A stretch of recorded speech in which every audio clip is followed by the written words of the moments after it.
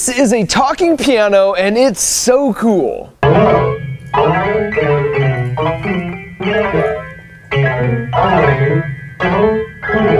And his name is Chopsticks. So in addition to talking, he can play simple songs like that, but also like really complicated songs.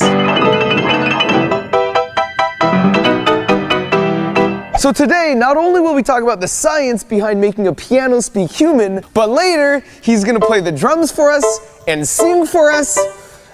Not yet, Chopsticks. Remember, for my videos, that song usually comes a little bit later.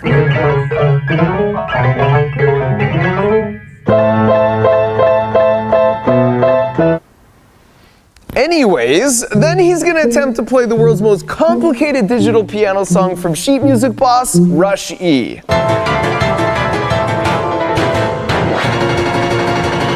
There's a reason this song has never been played with an actual real-life piano, so I've legitimately got a couple fire extinguishers on hand in case the whole thing goes up in flames.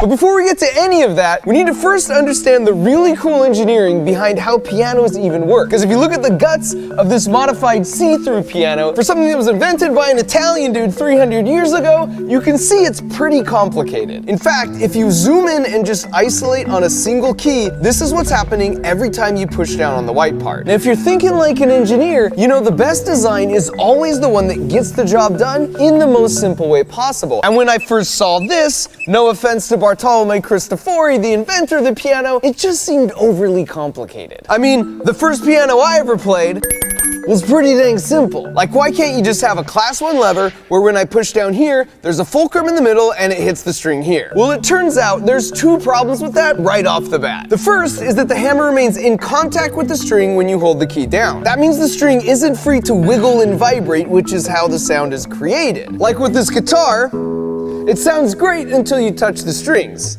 And now because it can't vibrate, you don't hear anything. In fact, you can see that's exactly the problem with this toy piano. The second problem is this is an upright piano, so the strings must be vertical to fit. But that's an easy enough fix if we shift them here and add an extra hinge point. However, you'll notice we're still damping the string. And as you can see, the piano should continue making sound even if I'm holding the key down. So how do we do that? Well, Bartolomeo got real clever and added a little extra hardware here, so now when you press the key, this jack flings the hammer forward so it hits the string, but then the jack gets its foot caught, which moves it out of the way so the hammer can move back and not dampen the string. Fun fact, most people think pianos are considered string instruments, but this hammer-like action is why they're actually classified as percussion.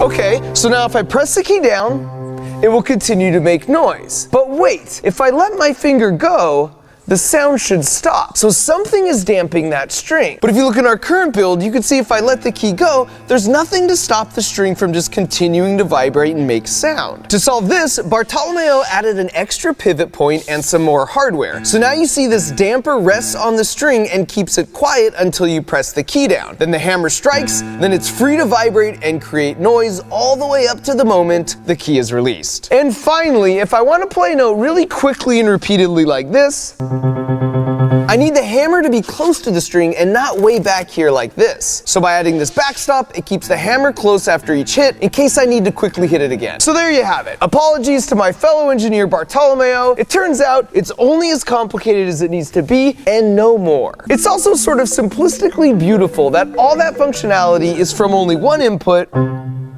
every time you press a single key. Now Chopsticks here is a special case, not only because he's see-through, but because he can play himself. And it is true, pianos that play themselves have been around for over 100 years, but there's an important difference here. An old player piano works by scrolling through a paper sheet like this, and when it encounters a hole, it passes air through, which plays the key. So all the keys are played at full force, and the timing isn't very precise. Whereas Chopsticks here is a modern version that uses a solenoid to actuate the key. We place the solenoids right here, so when the rod extends, it's no different than someone actually pressing the key. You can see them all lined up along here. But with solenoids, not only do you get your timing down to fractions of a second, but you have 127 different levels of increasing force to press a piano key, which means you can make perfect recreations of a human player. So here's my friend Andrew from the YouTube channel Sheet Music Boss playing a simple sea shanty and then recording it as a MIDI, and then Chopsticks uses that MIDI to play it back perfectly. Only since he's not limited to a mere 10 human fingers, the songs can get more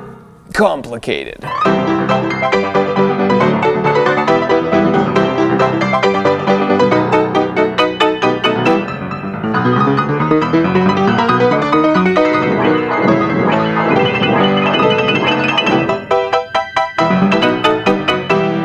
But he can do even better than that, because those 88 precision solenoids allow him to make crude reproductions of entire bands. See if you can pick out the singer's actual voice in this classical piece of music history.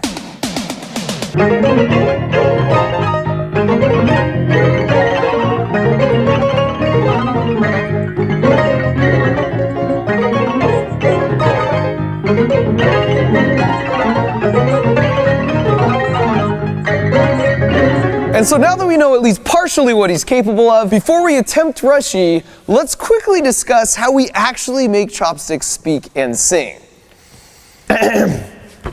Chopsticks.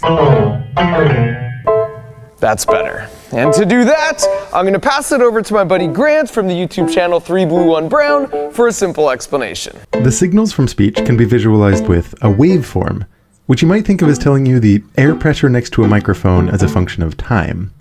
If you zoom in on a little window of it, you might notice it looks like a rhythmic repeating pattern.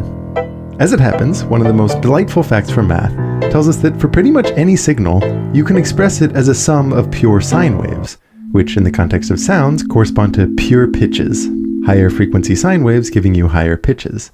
If you want to perfectly reconstruct the original signal, this often requires adding a very large number of pure sine waves, each with a different height. Now, a favorite tool in signal processing is something called a random 80s toy saying